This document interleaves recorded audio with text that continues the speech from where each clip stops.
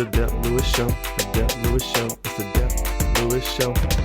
It's the Dep Lewis Show. The Dep Lewis Show. It's the Dep Lewis Show. It's the Dep Lewis Show. The Dep Lewis Show. It's the Dep Lewis Show.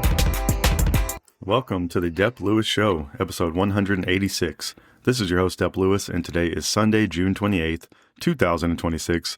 A great day for a podcast about video games and more. I hope you're doing great out there in the world, wherever and whenever you're listening to this. Thank you for being here. The first order of business is to ask you to follow Dep Lewis Show everywhere. Full episodes of Dep Lewis Show available anywhere you can find a podcast. So find the best place to subscribe and listen weekly. Places like Apple Podcasts, Spotify, Google, YouTube, Amazon Music, and more. YouTube is also a great place to watch me play some games live or check out the videos later.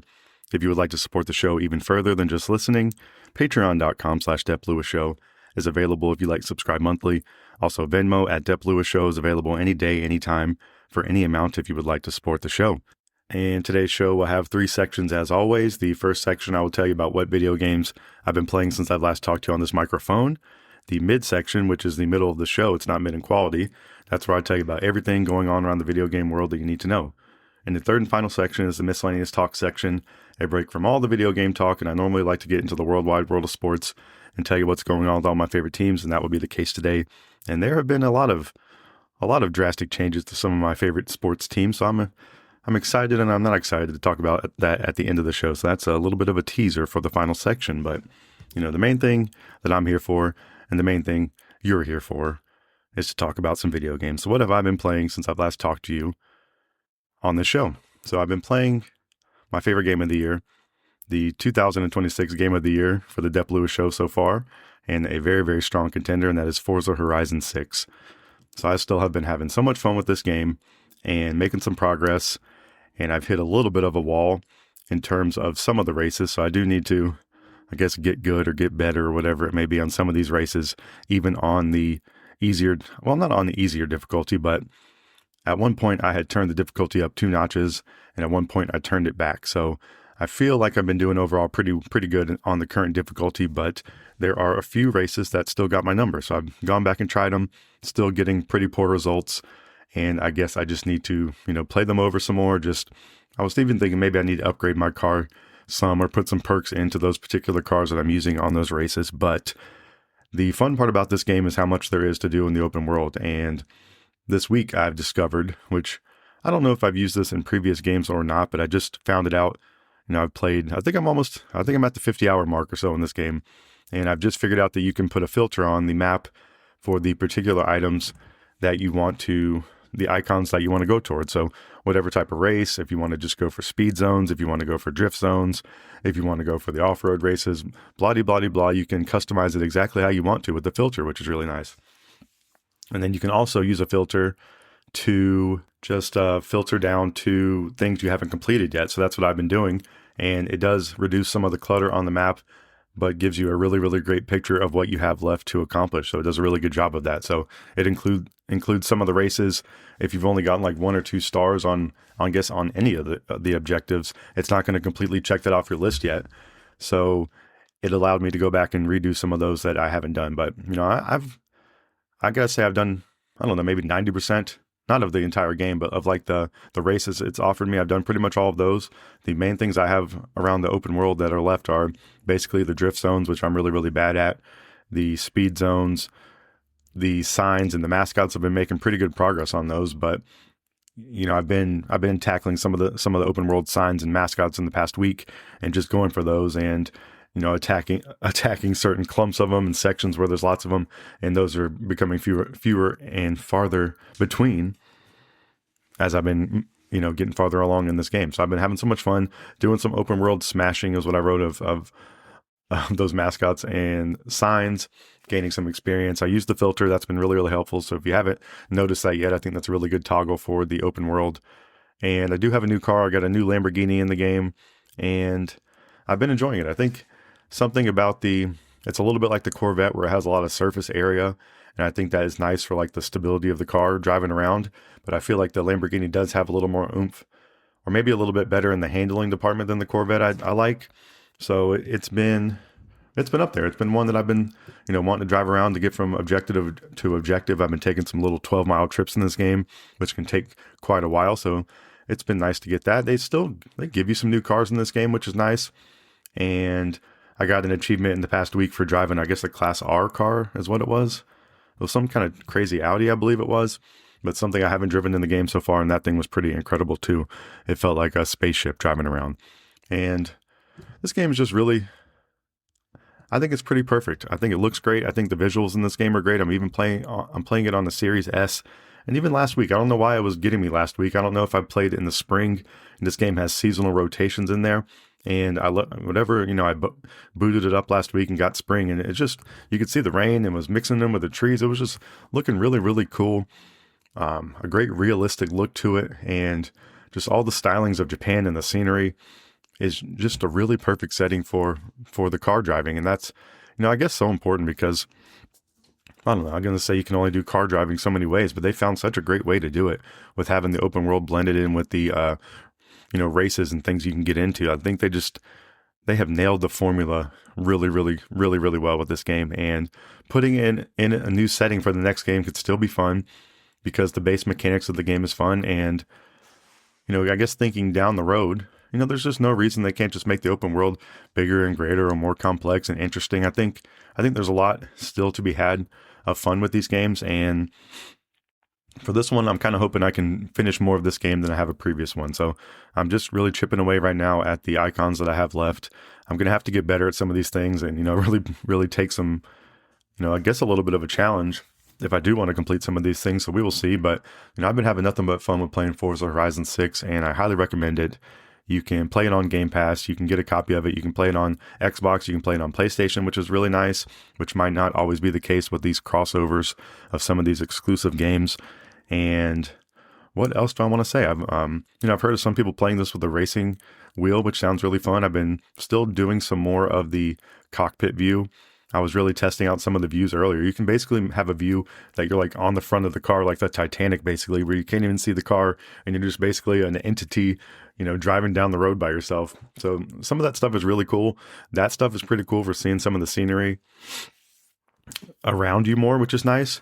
And there's something relaxing about the cockpit view. I think it feels like almost a different style game playing it that way.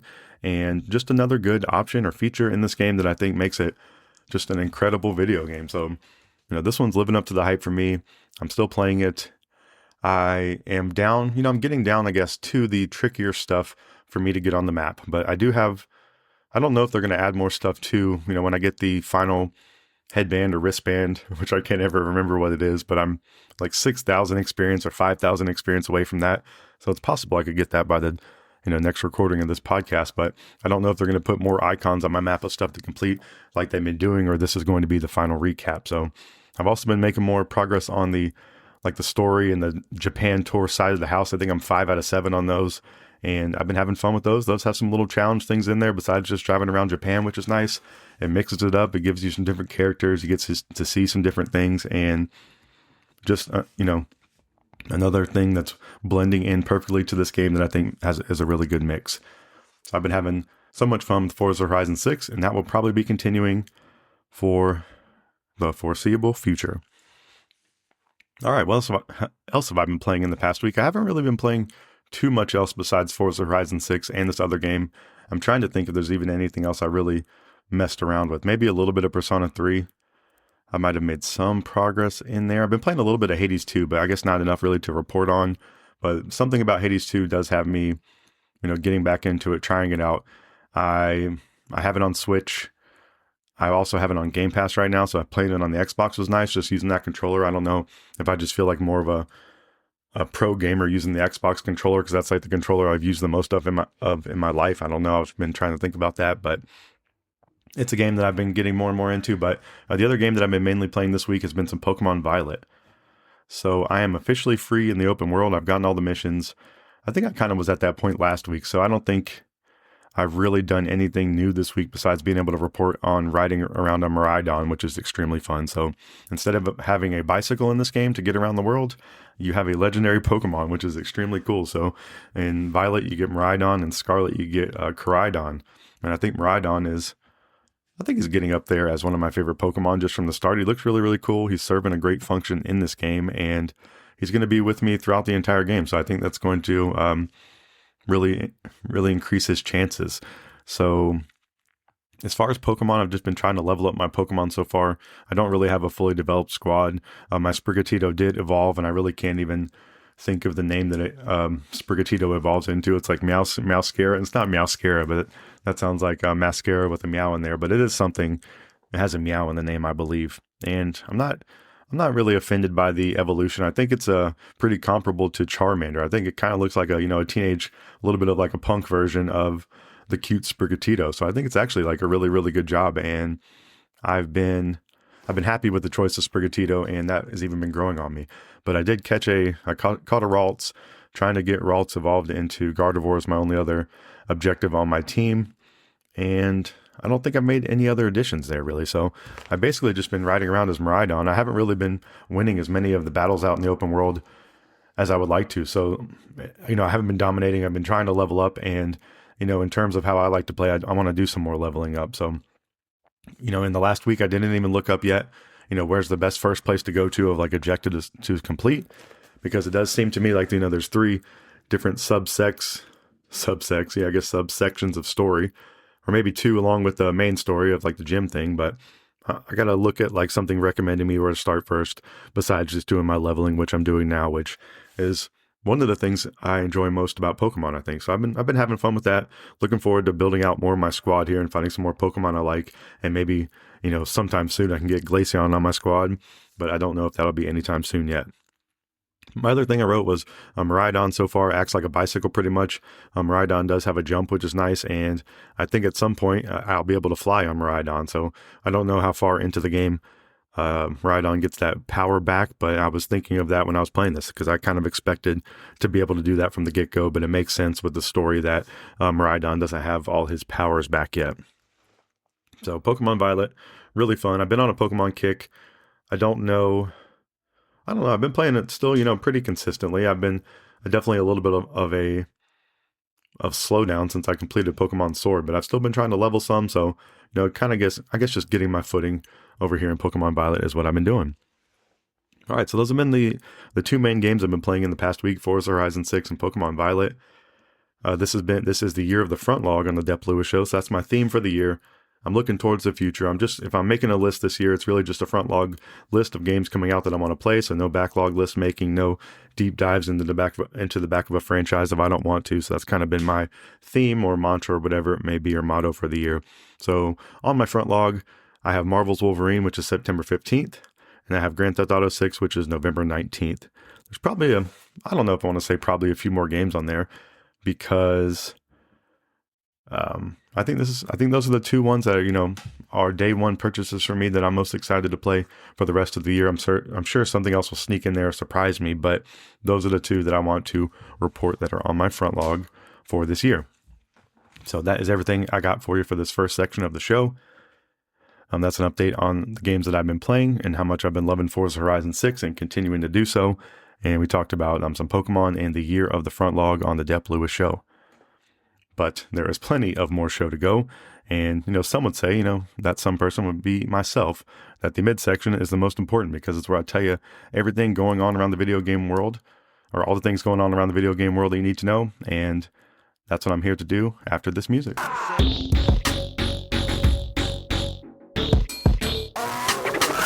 Welcome back to the midsection of Dep Lewis Show, episode 186. This is where I tell you about everything going on around the video game world that you need to know. And the first one is an update on a pretty important video game. I think a few people have heard about this one or are anticipating this upcoming release of Grand Theft Auto 6. So in the last week, the pre-orders for this went live on June 25th. And the question that everyone wanted to answer, including myself, was how much is this game going to be?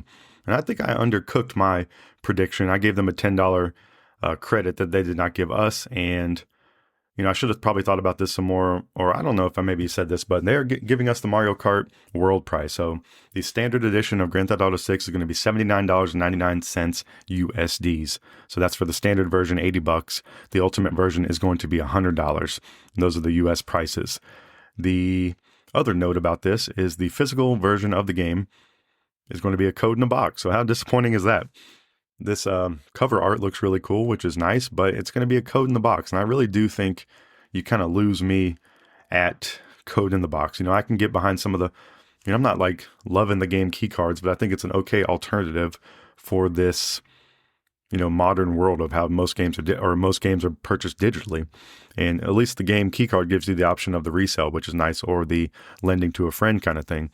But the code in the box really is just for a very, very niche audience of people who love displaying their games, which, I'm not really one of those people. I go in cycles of, wanting to collect some video games and trading them in kind of thing, or, I'm just not the most, I have, a few select things around that I like to look at, but just not, a big stack of video games, even though I love video games. But this one, a little bit of a bummer. Grand Theft Auto is such a iconic, amazing, this is a huge release, and not that they set the standard, but this is, even thinking through it right now, which I often do on this podcast, it's just a big signal to the rest of the video game world. Hey, if the top dog's doing this, why don't we do this too? So we'll probably be seeing some more of this code in the box stuff that we have been seeing, but hey, that's the way of the world. I keep telling myself that, like I'm even giving that spiel of like, I don't like to display things, which I really don't as much, but I guess it's nice to have the option. And that's the thing that I'm going to miss probably. And I think a lot of other people will miss as well, of, even having the option to purchase the physical game if you really do love it and just want to have a copy.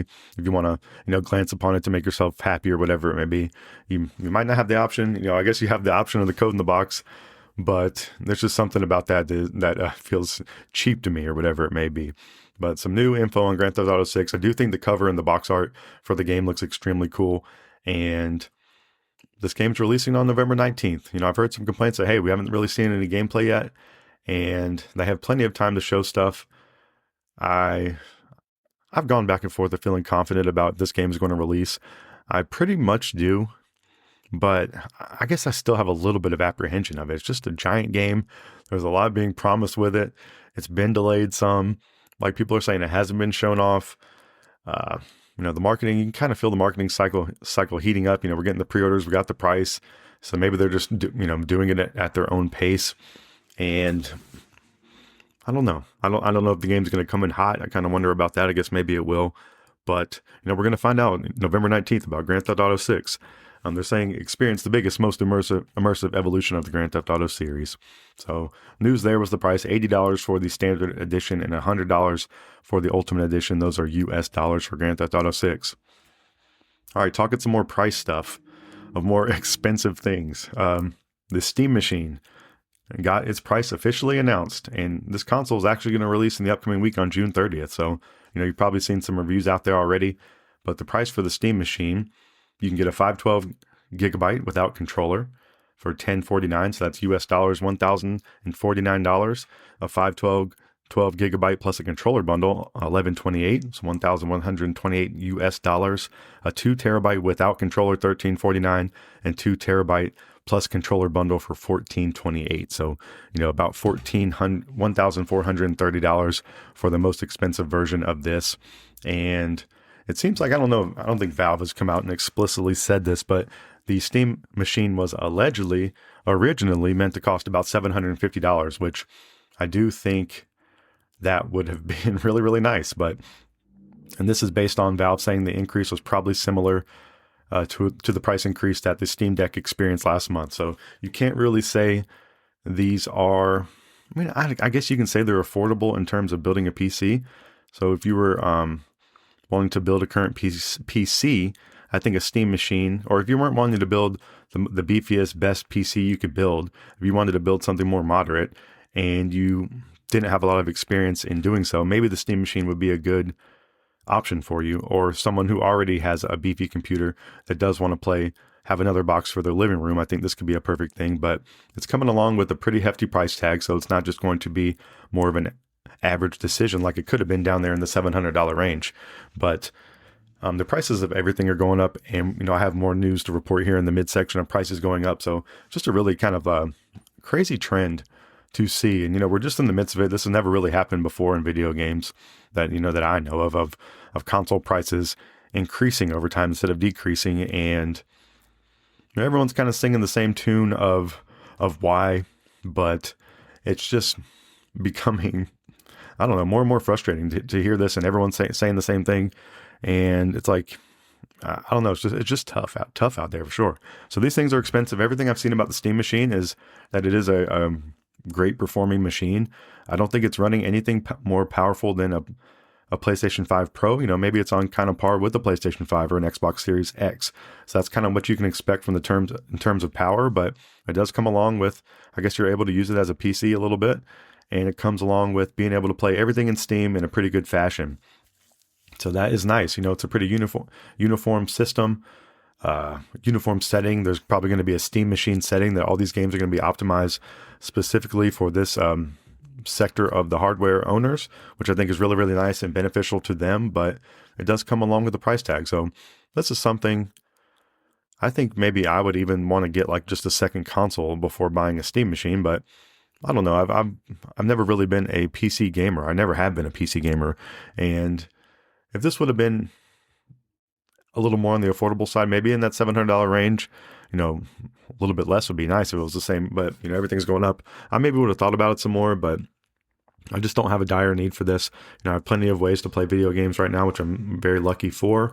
And, you know, I guess that's lucky. I wasn't really like dying to buy one of these because they are expensive. But, you know, if you're looking forward to one of these, you know, I definitely think a lot of people will get enjoyment out of this, and it could satisfy a lot of people's particular needs. So everything I've heard pretty much is, you know, pretty positive on the function of it. Heard it's very, very quiet. It's very, very small in the form factor. It's very simple to set up and use. I've heard a lot of people talking great about the Steam controller. So, you know, I think all that stuff is really, really great and a nice option out there in the video game market. But I think these things you had to register to be able to pre-order one. So I think that's already happened and they've all been sold out. And I believe that's the case with the Steam controller as well. So I would kind of imagine these will come back in stock. I don't think these are going to sell out based on demand. I don't think it's going to sell that incredibly well. But I think this will kind of be like analog. I feel like those, you know, kind of go in waves of being in stock for a long time, maybe out of stock for a bit of time and then come back. And generally, if you can just be somewhat patient, I think you'll probably be able to get a restock on these would be my guess. Maybe not. I guess maybe not anytime soon. But I also don't know. You know, I really don't know. When the consoles came out in 2020, it took a long time to try to be able to get quick, easy access to one. But Nintendo Switch 2 did a fabulous job of getting consoles to shelves and storefronts and all that kind of thing. So, you know, I guess I'll just have to see what happens over there with the Steam machine. But we do know the price, and we do know it officially launches in the upcoming week on June 30th. All right, so talking some more pricing stuff and moving on. This next one, especially, you know, we got two more bummer news stories in a row, and then we'll kind of get into some good video game stuff. But Microsoft has announced a Xbox price increase. Can you believe that? So effective, well, yeah, you can believe it. So can I, but it's still wild. Effective August 1st, Xbox, we will be updating prices worldwide. The price of Xbox, and it's bothering me more and more that they've changed the spelling of Xbox. So everything now is Xbox all capitalized. That was like their return to being gamers, and then now they're doing all these moves that are like, you know, the opposite of consumer friendly. It's just I think they got me a little bit with the transition to the Asha Sharma of the new CEO. Like that Xbox showcase got me a little bit, and then they just like they hit the red wedding, or they pulled the rug out from all the positivity they had going. And even this week with this stuff I'm going to tell you about, it's like, dang, they are really doing some ruthless stuff over there with Xbox all capital. That's the thing that everyone cares about. It's like these minimal changes they make are ridiculous. So the price of Xbox consoles will increase by US dollars $100 for the 512 gigabyte model and $150 US dollars for the 1 terabyte models. We will also be sunsetting the 2 terabyte models. It's probably too expensive for them to sell those, or, you know, maybe they have to raise the price where they'd be too embarrassed to show the price, or who knows, or not be expected to sell any of them, or whatever it may be for how expensive that memory and storage has been. But the corporate quote from Microsoft about this price increase, they say last October, so not even a year away, we increased Xbox, all capital, console price by $20 to $70 in the US. So, you know, stating the obvious there, I'm glad they reminded us of this, and at least they're being honest about it. But maybe they shouldn't have been honest about it. Why lead with that? It's like, damn, they're going in on this. We hoped another price increase would not be necessary. Oh, I know they hoped it. And we have spent the last several months working with supplies on options. Unfortunately, they tried their best. Console storage and memory prices have increased by more than 2.5x, and we expect another doubling by the fall of 2027.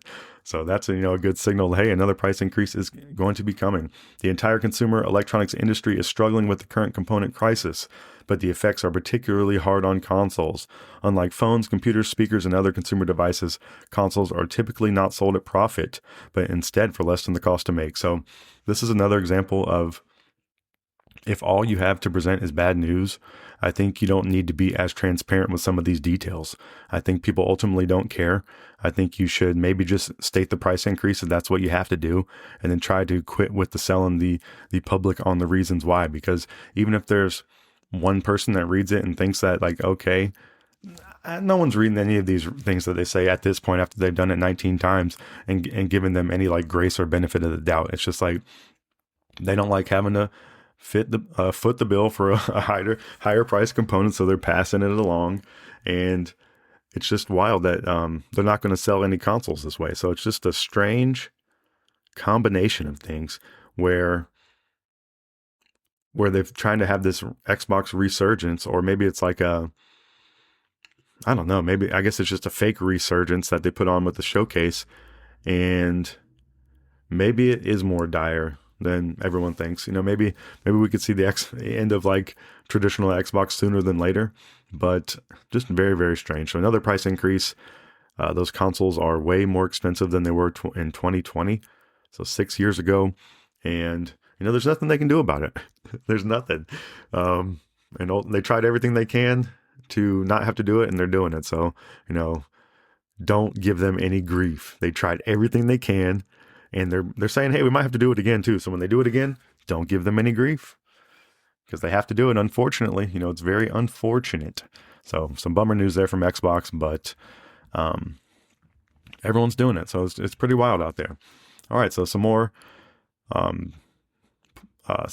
sour video game news. Bungie announcing some layoffs, and this has been rumored for the last couple of weeks, and these are officially official.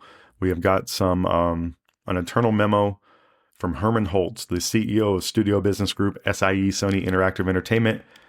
We have gotten the information from an internal letter about layoffs at Bungie. So this is from that internal letter at Bungie from Herman Holtz, the CEO. He says, "Today, I want to share a difficult update regarding Bungie.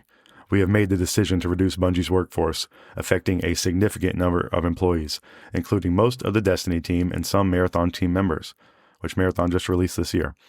There are also reductions across Sony Interactive Entertainment teams that support Bungie's operations. Those impacted at Bungie and within SIE are being informed today. This is painful news, especially for talented colleagues whose roles have been eliminated. This decision was made only after extensive discussion." So there's the corporate playbook of cliche. They got to tell you that it was so tough for them. "This decision was made only after extensive discussion and careful consideration." It's like the fact that you're having to say that is wild. It's like, of course you would have that about, or hopefully you would. Maybe that's the thing. Maybe they really didn't have any of it, and they're trying to be like, oh yeah, well, of course we do that. "And I want to provide some context on how we arrived here." This is continuing the quote.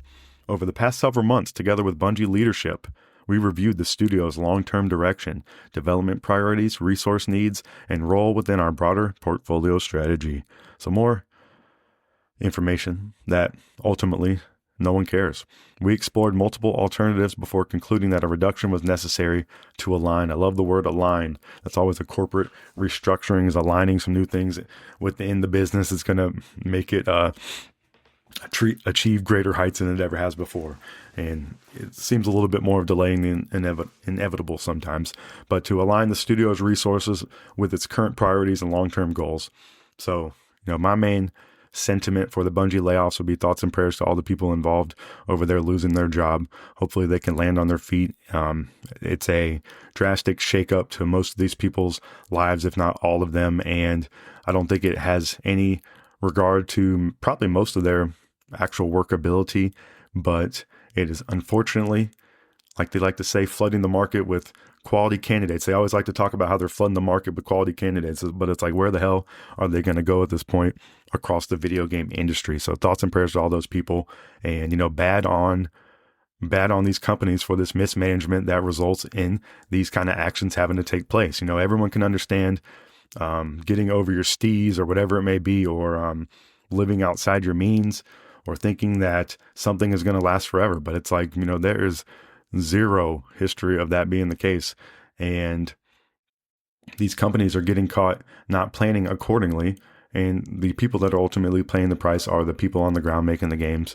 And, I guess and then the back end is, it's affecting the video game world as a whole with some of these releases and where some of these companies go, and how, the profitability on some of these games. And it is becoming a stranger and stranger landscape out there. But the good thing is, somehow, some way, some of these companies, some of these developers, some of these business people are figuring it out, and it's not all the way doom and gloom, but there's a lot of it going on right now. And, if you listen to the show in any form or fashion, we've talked about layoffs on here endlessly. So, shout out to everybody over there at Bungie who got laid off. I'm sorry to hear that. And I truly do hope you land on your feet. All right. So moving on from the sad section of the video game news, which is far too often. So let's get into some, more positive stuff. So a reminder for this week, Star Fox is officially out on Switch 2. This game's been getting really, really positive reviews, and I've been a little bit tempted myself to get in there, but I've still been having a good time playing Pokemon Violet, and I own that game physically, so it's one more barrier of entry to take the game out kind of thing, or whatever it may be. But Star Fox is out now on Switch 2. Digital is $49.99, and physical is $59.99. This was the first Nintendo Switch 2 game to have the difference in price between digital and physical that is going to be going forward. In Star Fox, you can join Fox McCloud and the Star Fox team as you fight to protect the Lilat system from the clutches of the evil scientist Dr. Andross. Take to the skies and stars as you blast your way through enemies in this action-packed adventure. This cinematic take on the Star Fox 64 story features new fully voiced dialogue, an epic orchestral soundtrack, and a complete visual overhaul for the Nintendo Switch 2 system. So my take on this, as someone who really enjoys Star Fox from the 64 time, it was a game that I actually completed back in the 64 days, which, if you listen to the show ever, I've completed a lot of games over the course of my life, but I definitely start more games than I finish. And, somehow, this one snuck back in there in Star Fox. I was able to complete it. It is a shorter game, but I think this is really cool for, people like myself who are fans of it. It would be a great way to replay the game in a nice, updated fashion. So, getting a good section of people there, even if I haven't jumped on it immediately, I've definitely thought about it and would possibly do so in the future. And then getting, new people involved with Star Fox, it's a perfect thing because, even if you played the game from the 64, it's still an extremely fun game. And then all the modern bells and whistles and touches and looks, it's just a more welcoming thing for people in the current form. But Star Fox is fun at its core, and it has cool characters. They've changed the characters up some, but it seems like they're still retaining some of their original appeal. And I just think it's a really cool thing. This one's, I think, a great one for older and newer gamers, and it sounds like they've done a really wonderful job with this entire package. So I think I think there's some co-op stuff, or if you play local games, want to do some like matches, I think it has some good like multiplayer stuff in here. Maybe don't quote me on all of that, but I think there's some other things in here besides just the main story, which it's a little bit more fully featured than before. I don't know if you can play any of the story in co-op, but this is a game that there's different ways to get through the main story. There's a lot of reasons to replay and try to get better scores and things like that. So just a really, really fun game.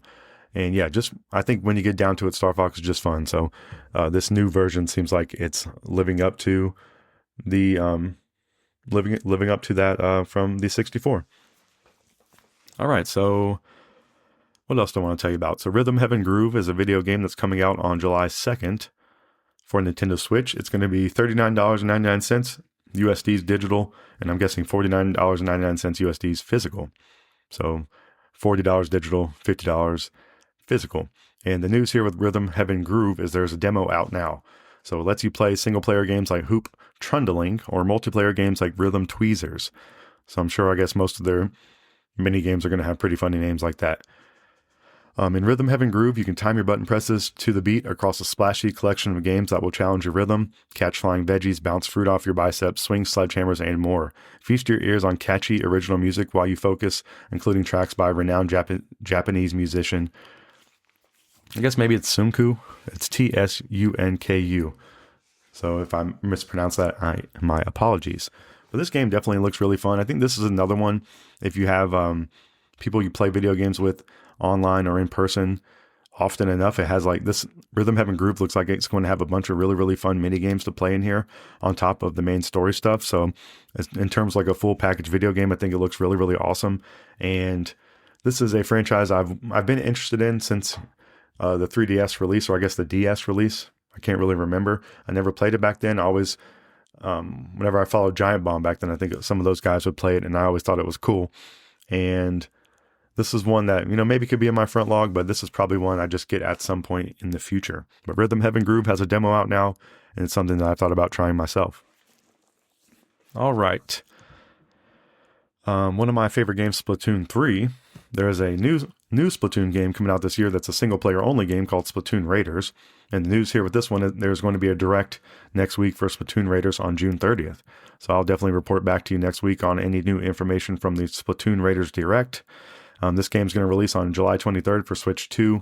It's $49.99 US dollars digital and $59.99 USDs physical.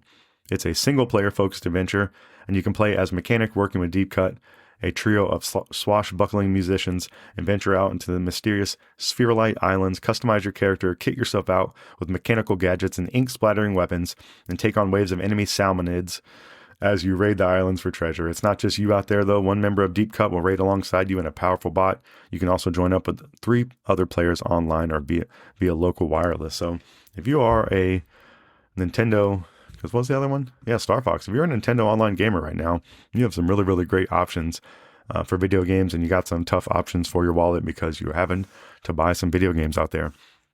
But Splatoon Raiders is one that, I'm only a Splatoon fan for the online multiplayer. I've, maybe played an hour of Splatoon 3 single player. I enjoyed it, but I really, really just got hooked on the online multiplayer, and that is why this one's not necessarily on my radar, but I'm interested and excited to see some video and some reviews and what people think about Splatoon Raiders when it releases on July 23rd. All right, in the past week, there was a Capcom Spotlight. This took place last Thursday on June 25th. It was a digital event that brought us the latest news from Capcom, and the upcoming show will be covering updates to games that are out now, plus new info on upcoming titles. I think one of the stories I didn't write down was the Resident Evil amiibo. I think got a release date was a bit of news from this show, but the other 3 games that they talked about primarily were Monster Hunter Stories 3 Twisted Reflection. The news there is there's an additional side story called the Rudy DLC that's available now for $9.99. Onimusha Way of the Sword, there was some new gameplay footage shown off, and this game releases on September 25th. And then Dragon's Dogma 2 Dark Arisen is an expansion that introduces 12 unique dungeons. An August update is planned before Dark Arisen's launch, which is October 9th. And this is a multi-platform game, which is PlayStation 5, Xbox Series, Switch 2, and Steam. So that's one where this definitive edition version, or it's called the Dark Arisen version, is releasing all on the same day for PlayStation 5, Xbox Series, Switch 2, and Steam. So seeing Switch 2 in there is very, very nice. And another feather in the cap of the Switch's third-party capabilities. So if you want to go watch the replay of that, you can go watch that right now on Capcom's YouTube. All right. In the past week, Sonic has some updates. So there's 2 collections coming out in October, and I think these are really interesting. It's almost like the Mario collections, these like the Galaxy collections and the 3D Mario of 64, Sunshine, and Galaxy, and the new one's Galaxy 1 and 2. But Sonic is having 2 collections that have been announced. The Sonic Classic Collection, which is going to include Sonic Origins, Sonic Mania, and Sonic Superstars. And then the Sonic Modern Collection is the Sonic Frontiers, Sonic Colors Ultimate, and Sonic Forces. These are coming to Switch in October. Physical editions are planned, and both will be $49.99 USDs. So a pretty cool thing. 3 games in one over there for the Sonic fans, and I could see myself maybe getting the modern one. I guess I played Frontiers just like for maybe 30 minutes. I thought Colors looks really cool and wanted to try that. And then Sonic Forces, I don't have any history with. I think I've played some of Sonic Origins. I played some of Sonic Mania, and I haven't played any of Sonic Superstars. And what else I was thinking about Sonic? I think the game with Shadow on it has been on sale for some really, really deep discounts, and I thought about maybe trying that at some point. And a guy at the video game store was playing that, and I think was enjoying it. So he was kind of selling me on wanting to try that a little bit too. But as far as more Sonic news, besides those 2 collections that have been announced, they have announced, or I guess released, a Sonic Frontiers Definitive Edition is out now for Switch 2. So that one is $49.99 USD's digital. And I don't know, I guess you might, you maybe should just wait for the modern collection because you get Sonic Frontiers in there. I don't know if it's going to be the Definitive Edition included in there, but I would guess it would be. But interesting there, and I'm just kind of noticing that here in my notes. But a couple updates there for Sonic, and I think that is pretty nice over there for the blue blur.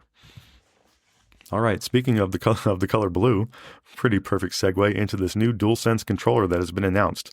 And there's a million different colorways and limited editions, but this one is just especially cool, and it looks like the perfect color blue to me. So this one, if I ever need to get another PlayStation controller, this one goes to the top of my list, or I could see myself buying this one at some point just because I really, really do like the color. So the new DualSense controller has been announced, a new color. It's new Icon Blue Special Edition. It's launching on Thursday, August 6th. It's a really cool color is what I wrote, and it pre-orders start June 30th. It looks kind of like a Persona 3 Reload kind of blue, or Persona 3 blue, and I think is the best looking blue controller that the PlayStation 5 has had. So pre-orders start June 30th for that new DualSense colorway. All right, the last news story I wanted to bring you today is some updated game sales figures from SEGA.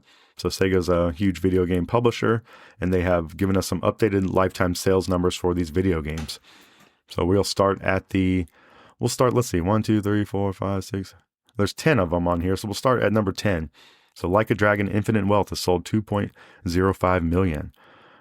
Shin Megami Tensei 5, including Vengeance, has sold 2.44 million copies. Metaphor ReFantazio, a brand new IP that was created last year. It might have been the year prior, but sold 2.46 million copies. Sonic Superstars, which we just mentioned, talking about Sonic a little bit, sold 2.88 million copies. Persona 3 Reload, which is slowly over time becoming one of my favorite games of all time, includes the Switch 2 numbers here, has sold 2.97 million copies. Wonderful video game and amazing music. Sonic x Shadow Generations, that's the game I was just mentioning that I want to try at some point with Shadow in it. That one sold 3.07 million copies so far. Yakuza Like a Dragon sold 3.12 million back in 2019, and that really set off a huge wave of some Yakuza craziness, and I guess they maybe hit a little bit of a plateau.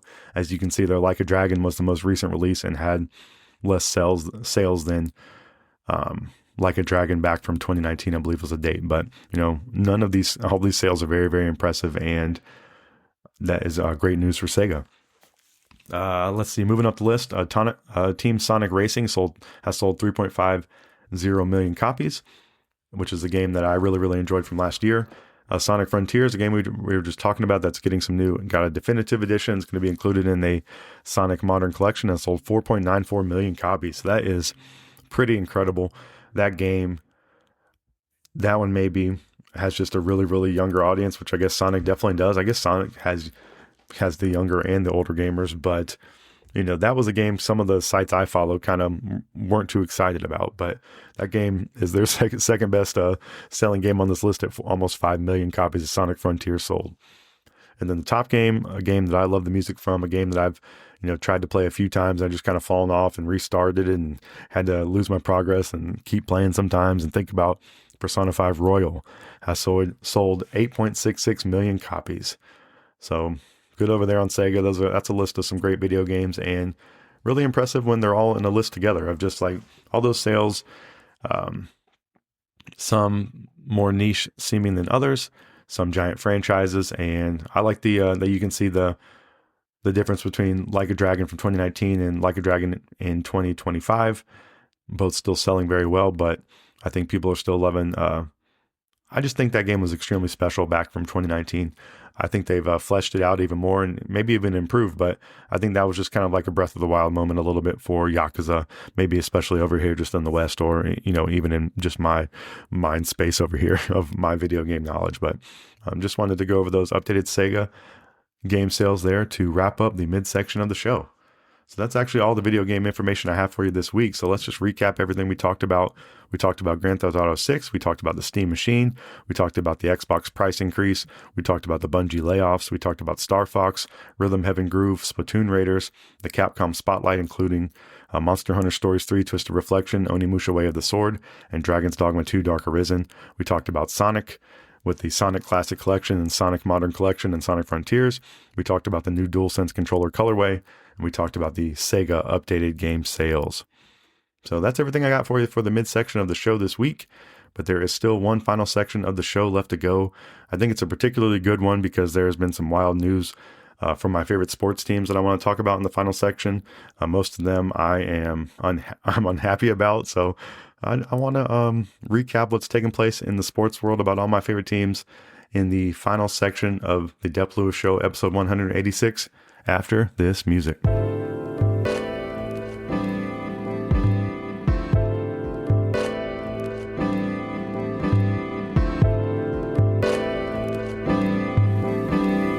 Welcome back to the final section of Dep Lewis Show, episode 186. This is the Miscellaneous Talk section where I can talk about anything I want to outside of the video game world. So as I mentioned earlier, I want to get into the worldwide world of sports as always and tell you what's going on with all my favorite teams. And there's been some stuff going down, so I'm ready to tell you about this. But my first stop on this sports recap is the NFL stop, but nothing to report there. My favorite team is the Carolina Panthers. It's the offseason for the Panthers. They haven't done anything positive or negative in the last week, and all I'm looking forward to right now is the first preseason game for the Panthers, which is Thursday, August 6th. Panthers at the Cardinals. So just a reminder there and a placeholder for my favorite NFL team, Go Panthers. And then getting to the NBA, this is where the trouble has been brewing. So in the past week, we've had the NBA draft, so I want to catch you up on the NBA draft for sure, but I want to catch you up on some other transactions that have taken place. So I am a halfway fan of the Charlotte Hornets since I've been a North Carolina resident, I guess, the last 3 years at this point. I've been able to go to a good bit of Hornets games, had some fun watching them, and really was happy that the Hornets had a great season last year. One of the best, clearly the best season since I've been here, and their best season in a long time. And what do? They pulled a Luka Doncic over here. They trade LaMelo. So LaMelo Ball has been traded, and Josh Green, to the Minnesota Timberwolves. So LaMelo's going up there to play with Ant, which is really kind of cool for them. But I mean, what the hell? And so they get Naz Reid and a series of draft picks and 33rd unprotected first round picks. And, that's really, really looking towards the future. It's like, who's going to be around in the front office or coaching staff or even on the roster in 2033. That's wild to see. And 3 second round picks, also 3 first round pick swaps, 2028, 2029, and 2030. So basically getting out of they don't really even get out of the LaMelo money because Naz Reid's coming over with a $100 million contract. Naz Reid is a real quality, I guess, super quality NBA player. He's not like a superstar, but he's, very, very good. And nothing to scoff at getting back, but losing LaMelo, who is the key engine to the squad and the most electrifying dynamic player they have, who is still young and under contract. It's a wild move to be seen, to be made. So I can get behind hey, we got some young pieces to build around and Con and Brandon Miller and even Musa, but it's going to look a little bit different. They're going to have to do some growing, and you're taking the main cog of the engine out of the mix here, and you're really, really discounting what LaMelo does out there on the basketball court. And it's definitely a trade that makes their team worse in the current. So I don't think that's really, really good. And so, pretty sad news, pretty kind of shocking to see and disappointing for sure. So all the buzz that they had going, they pretty much swept it away. And this is another one of those like too smart moves that you're really, really just trying to be too smart sometimes instead of just paying the good basketball players to be out on the court for your team and trying to keep them around. This is, some trying to have your cake and eat it too, of have a young team that's still good. It's like, I think a lot of signs are going to point to the Hornets are going to have a worse season next year. And that's going to be really, really funny to look at in the front office next season. And I guess they're going to sell it as, hey, we did this step back and blah, blah, blah, blah. But I mean, if they've barely ever taken a step forward, you can't be selling the step back ever. I think you need to be like foot on the neck until you can actually get in the mix of things. And they got up into the mix of things, and now they're reversing course because they think they're too smart. So this might be the reason why the Hornets have never been good. Maybe this is just a cycle that keeps repeating itself with this franchise. I really don't know. I've only been following them way closer in the last couple of years since I've talked about them on this podcast and lived here, but really kind of inexplicable to me that LaMelo gets traded. And, the news today, right before recording this podcast, they were trading away another one of their best players in Miles Bridges. So he's been traded as well. That was announced today. He's being shipped over to the Phoenix Suns for Grayson Allen, Royce O'Neal, and a 2033 first-round pick. Woohoo, 2033. So they also sent, with Miles Bridges, they sent a 2029 first-round pick and a second-round pick to Phoenix. So I guess to compensate maybe for I think Miles is getting paid. So I guess that's the reason they got to ship some other things to them. But, 2 moves to make your team worse. They're going to be adding some rookies here, but rookies, rookies, I guess they got lucky with Khan, and they're hoping that the rookies they drafted this year, but it's like they're really playing with fire here. They've had some really good luck and success of drafting people, and, taking a step back is just so rough to be watching. And it just seems like whoever made this decision is going to be, I don't know. I can't imagine it working for them. And that's my, I hope it does, because I'm a halfway fan of the Charlotte Hornets, but really, really crazy. But the good news is they re-signed Kobe White after trading away LaMelo. So that's probably part of the reason they got this LaMelo trade in their mind. They had Kobe White. They traded for him at the real latter stages of last year, and he played really well. He played for them good down the stretch too, and was a really exciting addition to come in and be kind of the primary ball handler behind LaMelo. But now you're giving him the primary role, which is nice, but it would have been a lot nicer to have him around with the option of LaMelo. So it's just crazy. It really, really, really is. And it's like, what are they going to spend the money on? And then, traded Miles away. What are they going to spend the money on? It is the great question of building this team. Who are you getting to sign to come in as a free agent? This is like, you've been blessed with some of these draft picks and choices, and I guess blessed because you have to have some luck in there, but you've, made the picks, you had the success with it, and now you're kind of throwing some of it away, trying to be too smart. And I think a lot of teams are doing that these days, of trying to be too smart, and I think it's going to bite them in the ass. So boo to you, Hornets. A bunch of lousy trades making your team worse. And, I do hope Khan and Brandon Miller take a leap, and I think they are able to, but, you need to put some more people around them. It's like, and do you want them to win in 2033? Is that what you're really planning for? It's like, are you going to have, you'll have some fans, but it's going to be looking rough. That's a long, long ways away. And, crazy. But the Hornets drafted a couple picks. They had 2 picks in the first round. So the round 1, pick 14, they took Hans Steinbach, a 6'11", 220-pound forward out of Washington. So getting some rebounding. And then round 1, pick 18, they took Christian Anderson Jr., a 6'3", 178-pound guard out of Texas Tech. So some new additions to the Charlotte Hornets.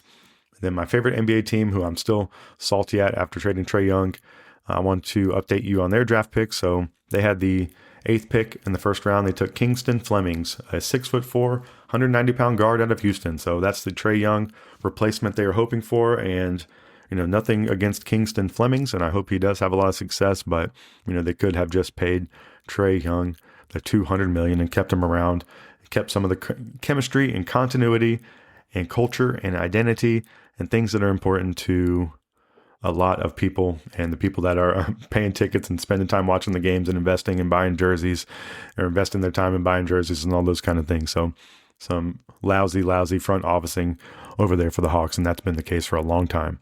But Kingston Flemings, nothing wrong with him. I've seen some of his highlights. He looks really good. I do think the Hawks could use a Trae Young replacement since they have traded him, and I hope Kingston Flemings can have a long, successful NBA career. Round 1, pick 23, the Hawks took Zubi Ejiofor. Ejiofor. My apologies for mispronouncing your name. He is 6'9", 245 pounds out of St. John's. And then the Hawks' second pick and second round pick was pick 27. They took Narcisse and Goy, and Goy, or maybe it's just Goy. I don't know if the N is silent or how you pronounce that one, but he is a 7'1", 7'1" center out of France, and he has been traded to the Clippers. So Narcisse, he is auto eligible prospect committed to play at Auburn. He can still play college basketball next season with the Clippers retaining his draft rights whenever he enters the pro ranks. So I think that's something new, or a new scenario that can take place, and just one that I haven't really heard of. So I wanted to put that note in there. So I guess the Hawks drafted him, traded him over to the Clippers, and there's still a little bit of a question if he's going to go play some college ball still for the 7'1" Narcisse out of France. So, I'm not too familiar with college basketball in general. Don't watch too much of it, but I wanted to tell you about what my favorite NBA teams were doing and what kind of lousy things the Hornets were doing. All right, then moving over to my favorite sport, Major League Baseball. I'll talk about my favorite team in the universe, the Atlanta Braves, who've been kind of having a rough week since I've last talked to you. They are playing right now against the Giants. The game started about right when I started recording this podcast, so I didn't really plan my day too perfectly to watch the beginning of the Braves game, but I'm going to, after this podcast, I'm going to check in and see what they're doing against San Francisco today. But since I've talked to you last week, the Braves closed out last week with the Brewers, and the Braves lost that one 4-9 to end the weekend. And then Monday, the Braves have traveled to the West Coast to play San Diego. The Braves lost on Monday 0-1. The Braves lost on Tuesday 6-8 in extra innings. It was 10 of them. And then Wednesday at San Diego, the Braves lost 2-5. So they got the brooms out and got swept over there on the West Coast. So pretty rough. And the Braves have been doing a little more losing recently, coming down from some of the, they were on a pretty meteoric tear right there. So I guess, regressing a bit, but, nothing really to worry about in my opinion. Thursday was an off day for the Braves, getting them some rest. And then Friday, they just kind of moved around the same state, and they were playing some games in San Francisco. And Friday, the Braves won 3-1. Last night, the Braves lost 0-5. And currently, the Braves are playing against San Francisco while I'm recording this podcast. So hopefully I can report back next to you next weekend that the Braves closed out the week with a win. Next week, the Braves are off tomorrow, so they get some rest tomorrow after the long West Coast road trip, and they'll be back in Atlanta all next week for 3 versus the Cards and 3 versus the Mets for the 4th of July upcoming weekend. So pretty great thematic weekend for baseball, and just, I guess any day is a great day for baseball according to me. So go Braves, and I hope they are up 7-0 right now against the San Francisco Giants, who I do have a lot of Giants on my fantasy baseball team. So I do enjoy that team, but not today. All right. So that's everything I got for you for the final section of the show. We talked about all my favorite teams. We talked about the Carolina Panthers, the Charlotte Hornets, who were really trying hard to get removed from this list, but they're still here, the Atlanta Hawks, and the Atlanta Braves. So that's everything I got for you for this section, and that's everything I got for you for the entire show. So I'd like to reiterate some promotional talk from the beginning. Please follow Dep Lewis Show everywhere. Full episodes of the Dep Lewis Show available anywhere you can find a podcast. So find the best place to subscribe and listen weekly. Places like Apple Podcasts, Spotify, Google, YouTube, Amazon Music, and more. YouTube is also a great place to watch me play some games live or check out the videos later. If you would like to support the show even further than just listening, patreon.com/Dep Lewis Show is available if you'd like to subscribe monthly. Also, Venmo at Dep Lewis Show is available any day, anytime, for any amount if you would like to support the show. And I thank you so much for listening. As always, I truly appreciate it. I hope you have a wonderful week out there in the world, wherever you are and whatever you're doing. I hope it's turning out positive. And if things aren't going your way, I hope that changes. If things are going your way, I hope that continues. In the upcoming week, I'm definitely going to be playing some more Forza, probably playing some more Pokemon. I've also had some more thoughts of trying to play some more ZA. So I haven't completely gotten hooked on Pokemon Violet yet. I've been making some progress, but I've still been thinking about the Pokemon. I actually went to a card show the last couple days, which was really fun. I didn't mention that throughout this show. I guess that was part of the reason I was a little bit late today, but went to a card show. Yesterday, I basically shopped the show and bought some new Lapras cards. So Glaceon and Bolton are my 2 favorite Pokemon in the game, and those have been my 2 favorite of card collecting. And Lapras has been kind of the new addition. I really enjoyed Lapras and Leaf Green, and Lapras has some pretty cool cards out there that has a lot in the affordable range. So I had a fun time picking some of those up yesterday. I actually went back today and basically just kind of sold some cards of consolidating some things that I've gotten, and just looked around a bit, but had a fun time at a card show. That's been something new I've been kind of doing this year, and I've been back into the Pokemon cards for a couple of years. So just another little tidbit there. And the upcoming week, watching more Braves, play some more games, and then, try to prepare a great show for you next week is the hope, as always. And that's where I'll be. So I'll talk to you next week. Have a good one out there. And until next time, goodbye.